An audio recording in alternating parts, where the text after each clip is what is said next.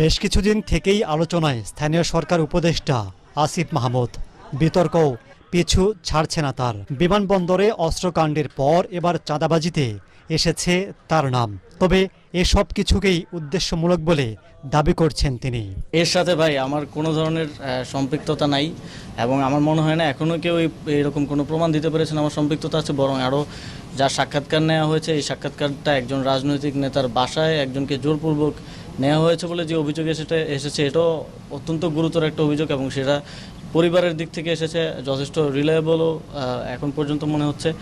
তো এর সাথে যে আমার সংশ্লিষ্টতার যেই কথা বলা হচ্ছে এটা সম্পূর্ণ রাজনৈতিক উদ্দেশ্য প্রণোদিত। এরকম অনেক কিছু আপনারাও ইতিপূর্বে দেখেছেন, আমরা সেগুলো ডিবাং করেছি এবং এখন দেখছেন, সামনেও হয়তো দেখবেন। ওয়েস্টিনের নিচে সাদা সিএফ মোটর বাইকে হেলমেট লাগানো অবস্থায় আমার সাথে কথা বলতেছিলেন একজন উপদেষ্টা।